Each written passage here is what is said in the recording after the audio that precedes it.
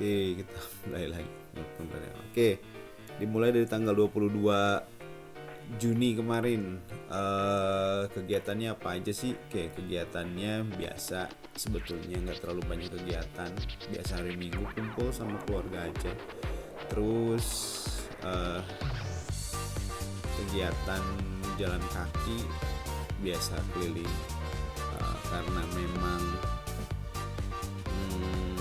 badannya kurang fit dari hari Jumat 2 hari, akhirnya karena nggak dirasa, sebetulnya ada peradangan di paha dari hari Jumat itu, tapi karena nggak dirasa ya udah jalan aja gitu ya.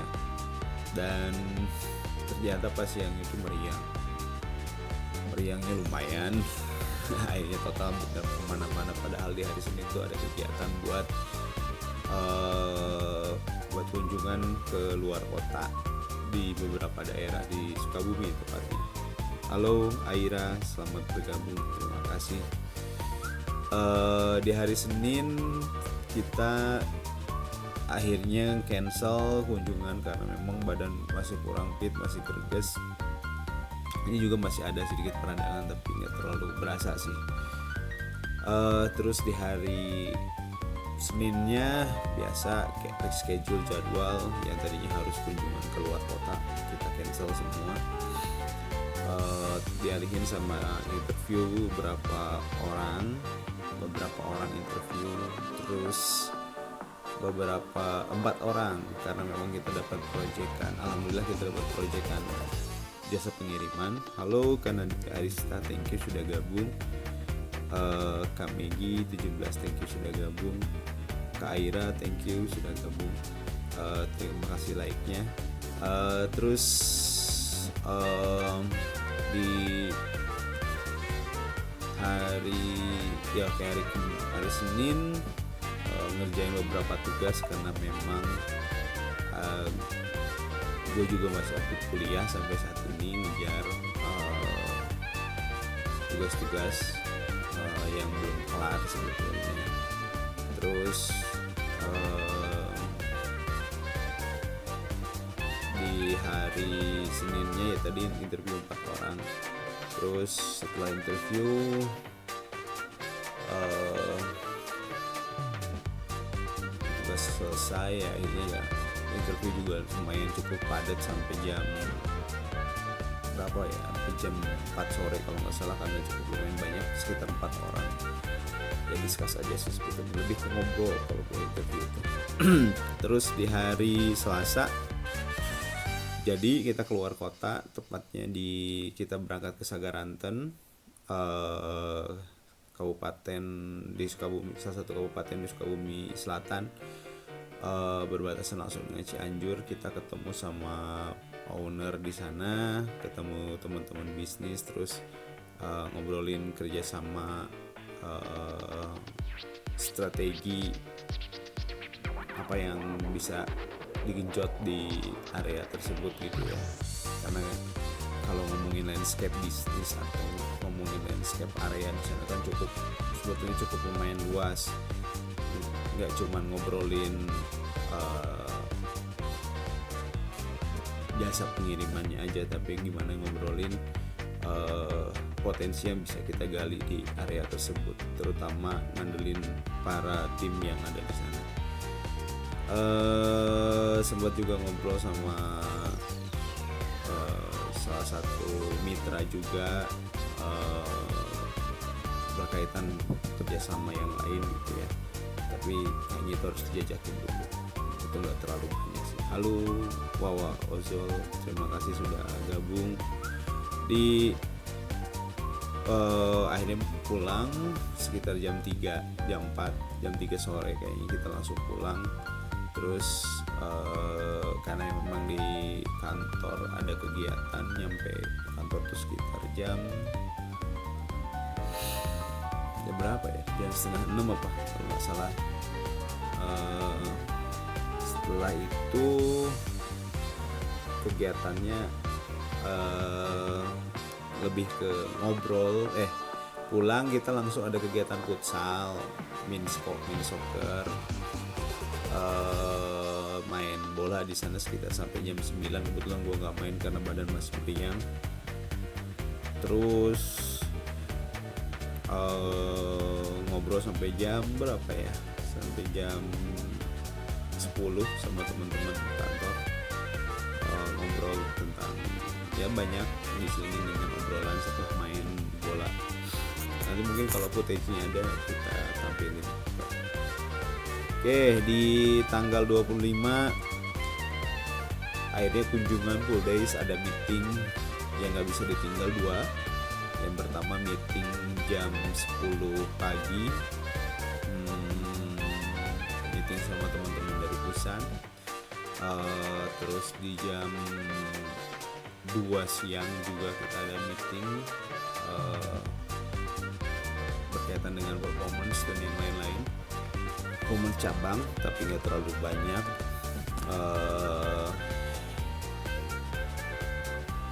Sambil jalan ke Pelabuhan Ratu, nah kita diselingin sama meeting itu, terus ngobrol di sana.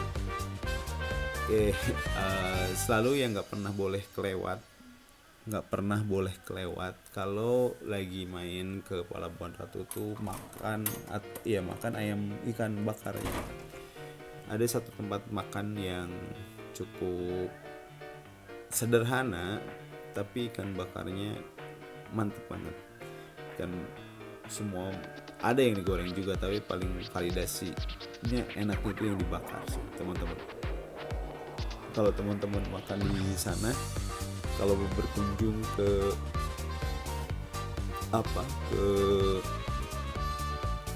Pelabuhan Ratu, cobalah mampir ke warung Budesri, tepatnya di depan pemadam kebakaran Pelabuhan Ratu. Itu makanannya mantap banget. Terus ikannya ikan segar dibakar langsung, apalagi ikan tuna sama cumi bakarnya. Bumbunya cukup sederhana, itu cuman ikan terus dibakar aja, udah nggak dibakar aja ikan, dikasih jeruk, kasih garam, udah dibakar gitu, nggak aneh-aneh pakai bumbu apapun. Pas pun saat disajikan juga sama, nggak pakai apa-apa, cuman ada sambal apa tuh, sambal konje kali, isinya itu cabai, tomat, seger banget, cabai, tomat,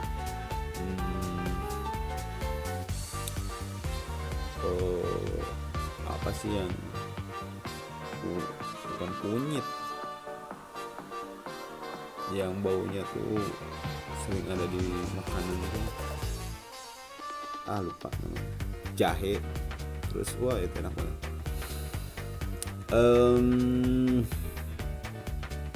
Setelah itu makan, terus dilanjut dengan discuss, beli makan, terus sempat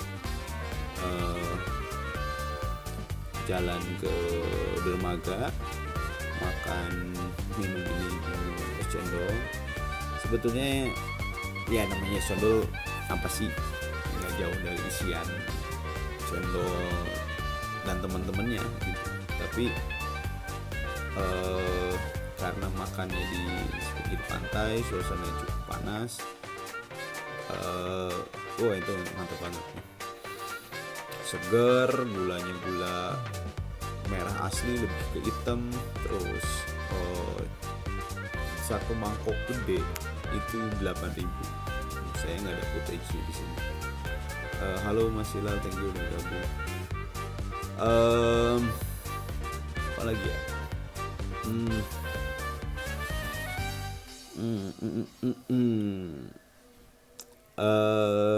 Terus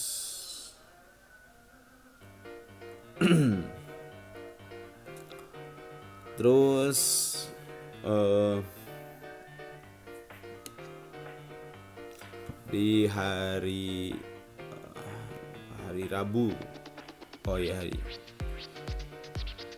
terus hari Kamis briefing sama tim koordinasi dan konsolidasi berkaitan dengan ini yang paling gue suka sih sebetulnya, ngobrol atau koordinasi sama teman-teman di area ya, ngobrolin tentang visi misi, tentang ngingetin berkaitan dengan flow proses pekerjaan. Biasanya ya cuma discuss aja sih, nggak, itu pun nggak lama, biasanya paling lama tuh setengah jam. Biasanya kita waktu kalau gue lagi briefing, jadi nggak terlalu melebar kemana-mana, cukup 15 menit kita waktuin aja. Terus oh iya, ini udah akhir bulan nih, briefing RKK, meeting RKK. Oke, terus ngobrol dengan tim buat jadwal untuk siang, untuk bulan depan kita discuss, tapi nggak terlalu banyak. Sama nargetin beberapa inisiasi yang memang diharapkan.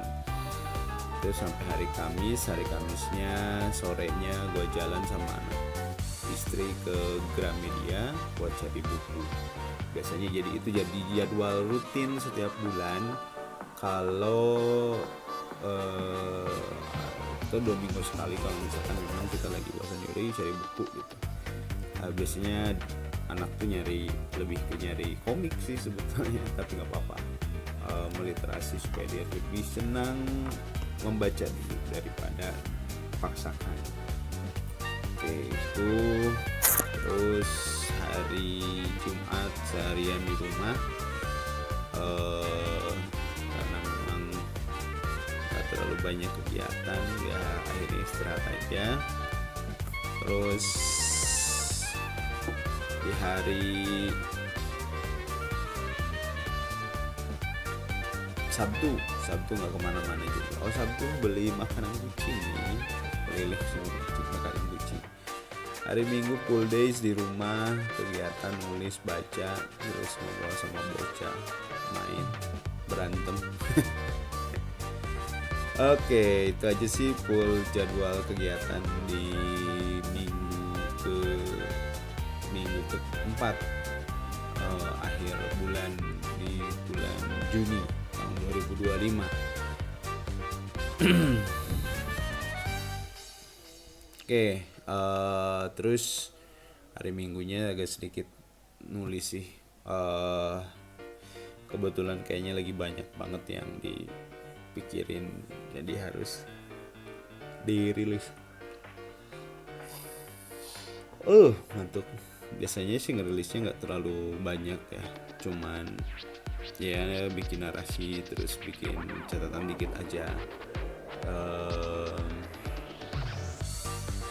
Terus ya ditemenin musik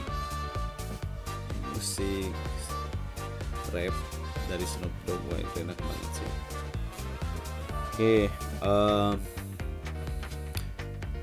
itu aja beberapa kegiatan yang memang di akhir minggu ini. Mudah-mudahan minggu depan lebih seru kegiatannya, dan mungkin lebih sering bisa dibagi sama teman-teman.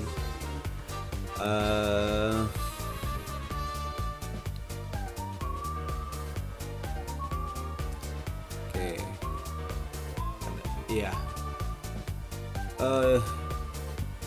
baca lagi buku tentang jadi kemarin tuh, minggu kemarin tuh gue beli buku 2. Sebetulnya banyak buku yang gue beli tapi jarang gue baca gitu. Yang buku, bahkan mungkin yang salah satu buku ini ada seriesnya gitu. Yang pertama gue beli buku itu Start With Why-nya dari Simon Sinek. Yang kedua itu beli novel dari Brian Krishna yang judulnya Semakin Sebelum Mati. Oke, dari 2 buku ini nyerita. Yang pertama Simon Sinek itu ngobrol tentang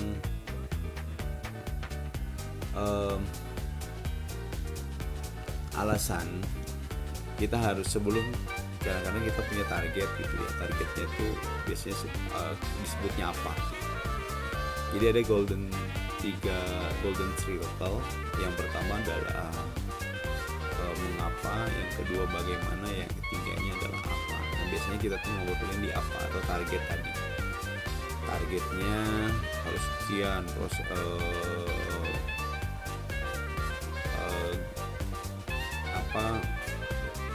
targetnya udah misalkan 98% targetnya sales sekian miliar gitu ya, revenue-nya berapa triliun bisa. Tapi dilanjutkan dengan bagaimana atau pencapaian diri kita, target kita apa, baru ngobrolin yang tadi bagaimana caranya, baru ngomongin alasan. Yang keduanya Simon Sinek ini minta kita untuk mencari sebuah alasan terlebih dahulu. Cari alasannya sama kayak ibadah tuh, cari alasannya.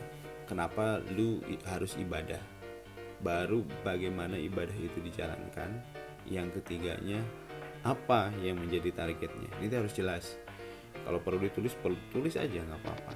Kalau perlu dicatat, catat aja nggak apa-apa. Nah dari ketiga ini akhirnya kita tahu gitu. Nah selama ini yang nggak pernah jalan itu karena target kita tuh selalu diutamakan daripada alasan kita melakukan itu. Karena saat kenapanya dilupakan dan kita setelah targetnya adalah A misalnya, targetnya A, terus tahu cara yang mengerjakannya bagaimana, tapi saat di tengah jalan mentok, teman-teman nggak punya esensi dalam mengerjakan. Kenapa gue ngerjain ini? Kenapa gue harus mengerjakan ini? Pertanyaan itu muncul teman-teman karena nggak tahu, ya udah nggak jalanin lagi. Beda dengan saat kita tahu alasan kita melakukan itu. Misalkan, alasannya adalah gue melakukan ini karena gue butuh A. A-nya apa? A-nya karena gue butuh diri gue untuk terus maju. Gue butuh alasan ngelakuin ini untuk keluarga gue.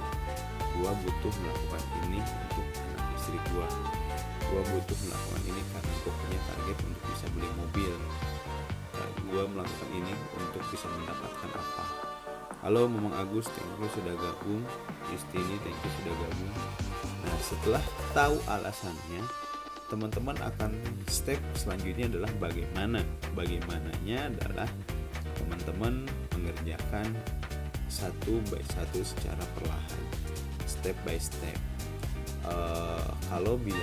Kalau dikatakan oleh James Clear, sesuatu yang dilakukan secara 1% tetapi secara konsisten dilakukan itu lebih bermanfaat dibandingkan kamu mengerjakan 50% atau 70% tapi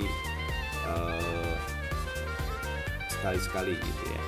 Nah ini yang alasannya adalah bagaimana itu adalah proses teman-teman mengerjakan step by step, satu persatu. Nggak perlu langsung pengen selesai, tapi dilakukan secara konsisten. Hari ini melakukan apa, besoknya melakukan apa, perubahan yang dilakukan tuh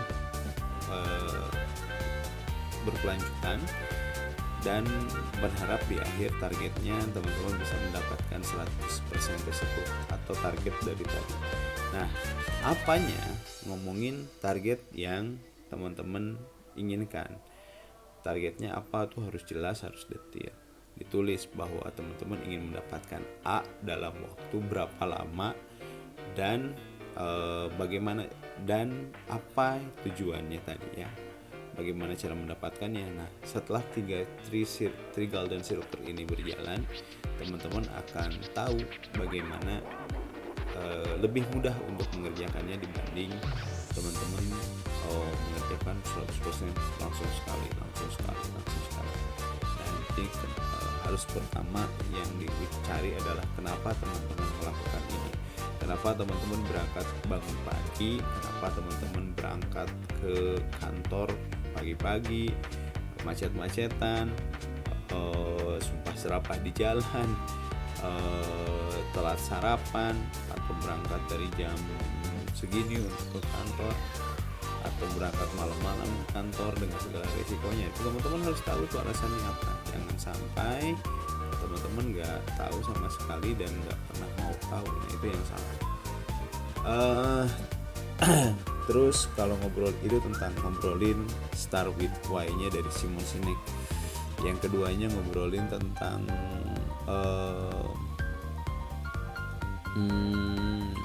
semangkok mie ayam sebelum mati. Oke, kalau buku ini bercerita tentang seorang yang depresi yang gak pernah diakui, baik di Halo Millennium Jaya, selamat pagi. Kayaknya di Kalimantan udah jam berapa? Jam 5 ya? Jam setengah 6, hampir setengah 6. Justini, thank you. Oke, nah, mangkok mie ayam sebelum mati itu bercerita tentang orang yang depresi. Sebetul depresi, merasa tidak pernah di kumaha kabarna, alhamdulillah setengah genep Kang. Ya, pasti lebih pagi. Kumaha kabarnya, alhamdulillah Akang kumaha sehat. Semoga selalu dalam lindungan Allah Subhanahu wa taala ya. Mudah-mudahan kita bisa kumpul lagi di Sukabumi. Oke, ngobrolin tentang mie ayam, satu mangkok mie ayam sebelum mati. Cerita tentang satu orang bernama Ale yang gak pernah diakuin dan gak pernah di kehadirannya bahkan di dunia kerja juga yang sosok aja gak pernah dianggap. Tapi Ale ini hadir membawa luka batin yang cukup lama atau depresi. Diceritain bahwa kalau Ale ini tidak nggak pernah diterima, selalu dituntut oleh keluarga, terus selalu dibanding-bandingkan, sehingga dia tidak merasa percaya diri. Ya udah jalanin hidup, ya udah jalanin aja gitu. Sampai suatu saat dia merasa bahwa dunianya dia sudah nggak baik-baik aja, dan dia akhirnya memutuskan untuk pergi untuk selamanya. Oke, setelah Ale ini berniat untuk melakukan bunuh diri tadi, bermacam kesialan mulai muncul gitu ya. Dia pertama menghabiskan uang tabungannya, terus ngejalanin hidup suka-suka dia. Saat di waktu yang sudah ditentukan, ternyata Ale ini kayaknya nggak seru deh kalau gue harus pergi tanpa kenyang dulu gitu ya. Akhirnya udah saat dia cari makan dulu, ternyata tempat makan mie ayamnya udah tutup, gerobaknya udah dijual. Dia nyari berbagai kesialan. Kang Asep, thank you sudah gabung. Berbagai kesialan akhirnya muncul, dari mulai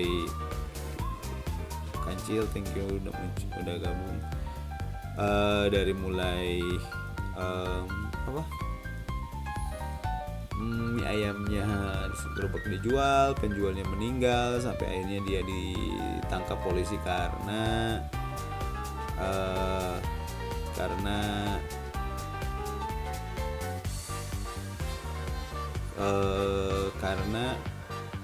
apa ya, ditangkap polisi gara-gara dia iseng ngambil sabu, akhirnya di penjara.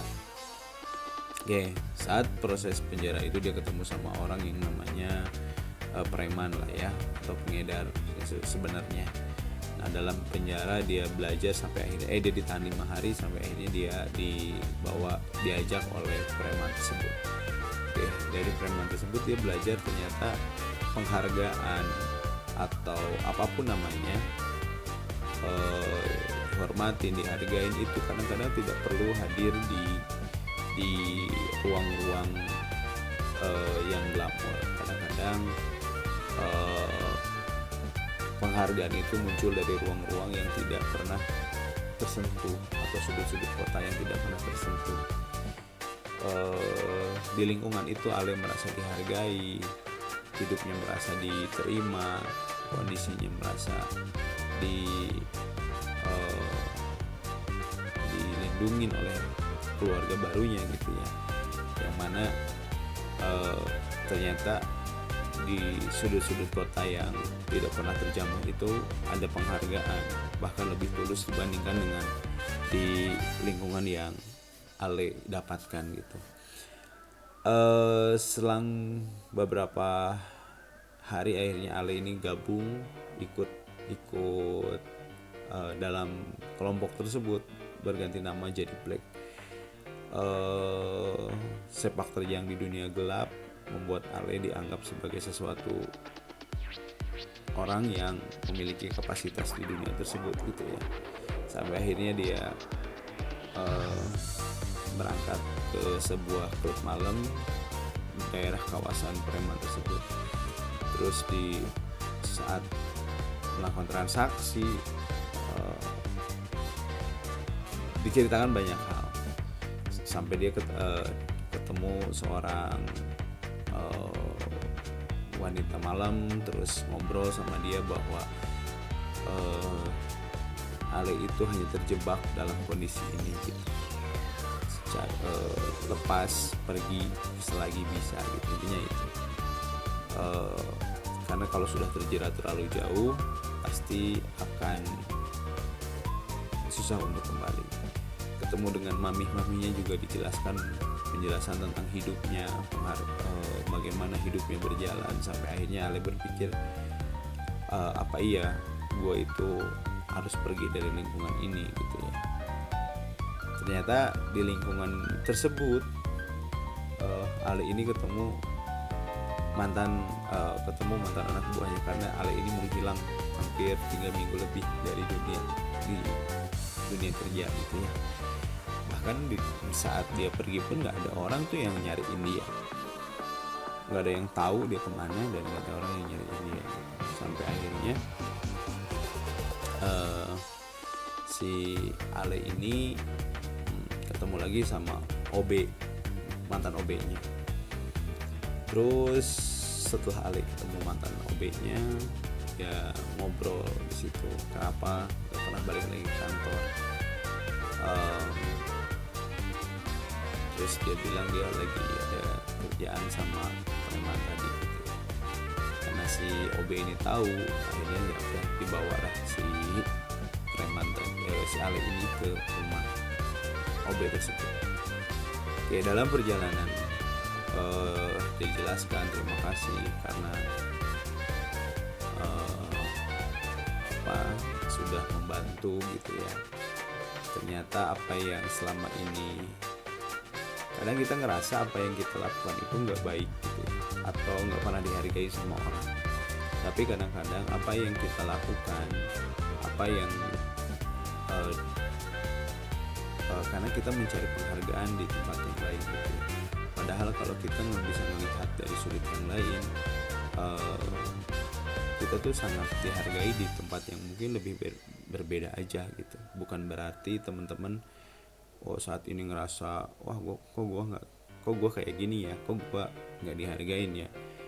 Bukan nggak dihargain, tapi mungkin tempatnya yang kurang cocok aja.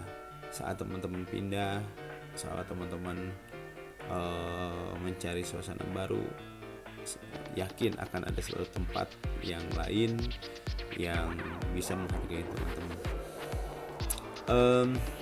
Terus akhirnya dia menjelaskan berterima kasih karena Ale sudah pernah memberikan kue, dan kue itu sangat berarti untuk ulang tahun anaknya. Terus jelasin bahwa Ale itu sangat baik gitu ya, suka nitip makan, suka ngasih lebihan gitu. Hal-hal sepele yang mungkin gak dianggap sama orang, tapi berdampak baik untuk orang lain yang benar-benar membutuhkan. Terus dia ketemu dalam perjalanan pulang, dia ketemu sama ibu-ibu yang memiliki masalah sama Ale. Tapi bedanya peran utamanya ini adalah di Ale-nya sendiri atau di ibunya sendiri. Ibunya ini ngerasa kalau selalu mengekang, selalu ini. Ale itu ada di posisi itu.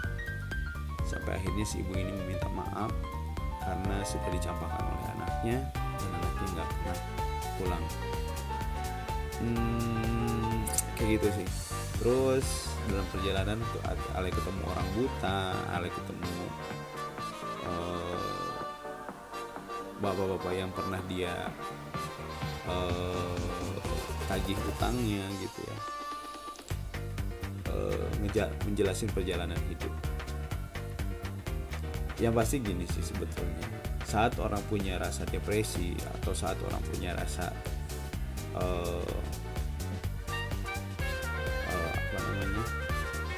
sakit gitu ya, depresi itu sama kayak, kalau gue menganggap depresi itu sama kayak sakit. Lu nggak ngerasa diterima di satu lingkungan, di semua lingkungan gitu, atau punya apapun lah depresinya atau punya trauma sendiri gitu. Jangan anggap itu sebagai bahwa kita itu nggak bersyukur, enggak. Syukur dan berdoa itu adalah cara lain. Tapi luka batin itu ada di sini, ada di hati, ada di hatinya teman-teman. Hati si Mamora, thank you sudah gabung. Ada di hatinya teman-teman, ada di hatinya kita gitu. Jadi jangan nganggep bahwa depresi itu bukan karena kita nggak bersyukur atau bukan karena kita kurang berdoa, tapi karena memang kita benar-benar sama kayak sakit, teman-teman butuh obat, butuh obat, butuh untuk penyembuhan, butuh untuk healing. Tapi satu sisi teman-teman juga butuh berdoa. Saat teman-teman bed rest di IGD atau apa, ya teman-teman butuhkan apa sih? Di bed rest, berdoa, minum obat, terus ditutup dengan doa gitu. Semoga lekas sembuh dan yang lain. Nah ini yang memang kita butuhkan. Merasa untuk dihargai dalam sebuah lingkungan, merasa untuk dihargai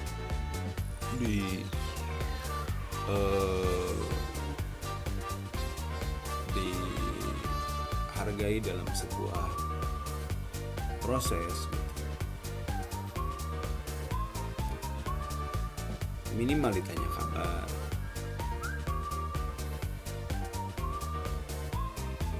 Itu yang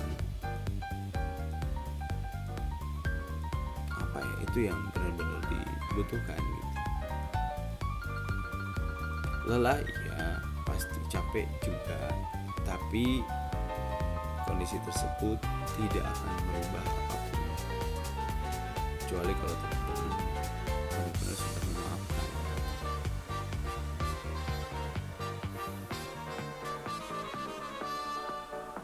Gimana rasanya jadi orang yang selalu dibutuhkan, hanya saat dibutuhkan aja. Gue nggak pernah ngerasa jadi gue ya udah tuh cukup jadi deep lah. Oke.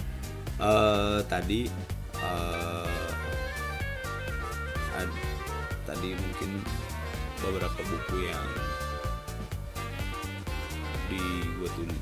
gue baca di minggu ini. Ada beberapa buku lagi yang baru selesai gue baca juga. Nanti cukup lama berarti ini, coba kita cek berapa lama. Oke, udah 21, udah sampai 1,5 jam, 30 menit. Oke, sambil nunggu subuh, mungkin teman-teman ada yang mau ditanyain. Halo Kak Ana, selamat pagi, selamat bergabung. Dari mana Kak? Semoga selalu diberikan kesehatan dimanapun Kakak berada. Sehat-sehat selalu. Di sini masih nunggu subuhan sekitar 15 menit lagi, jam 4.34. Dinginnya, anginnya kencang banget pagi hari ini ya guys. Eh, Kak Ana, apa kabar Kak? Cuman kakak yang satu-satunya standby di sini. Oke, ini udah live udah hampir setengah jam. Kalau tadi kita mulai jam 4, jadi kegiatan ini akan terus dilakukan setiap hari menjelang sampai jam 6. Kita break dulu, nanti sholat, terus kita lanjut lagi sesi. Oke, kita siap-siap dulu sholat, habis itu berangkat ke masjid, habis itu langsung kita lagi sekitar jam 5 ya. Oke, itu aja mungkin gue tutup dulu. Thank you, terima kasih. Sehat-sehat selalu teman-teman, sehat-sehat selalu, semoga diberikan kemudahan dan kelancaran buat hari Senin ini lebih baik dibanding Senin-Senin kemarin. Jadikan Senin ini Senin yang paling hebat buat teman-teman, apalagi di awal tahun baru Islam. Udah jam 4.35. Jadikan juga hari Senin ini sebagai petanda baik. Buat Kak Ana, thank you udah gabung. Buat teman-teman tadi juga ada siapa, ada Kang Kancil yang udah gabung cukup lama, ada Kang Millennium Jaya yang dari Kalimantan, selamat pagi, selamat beraktivitas, katanya di sana sudah 5:30. Ada Kang Ramdhani, ada Mamang Agus, ada Ginanjar, ada Hilar, ada Mas Romblo, ada Aira, thank you like-nya, ada Megit juga, ada Nida Aista, ada Widianti, ada Nita, ada Emma Simi, Jo Indah, Al-Ad, Ali Mumtaz, dan masih banyak yang lainnya. Thank you yang sudah gabung pagi hari ini. Kita udahan dulu, lanjut nanti jam 5 lewat 5 menit kita mulai lagi dengan isu-isu yang lain. Oke, gua tutup. Terima kasih, assalamualaikum.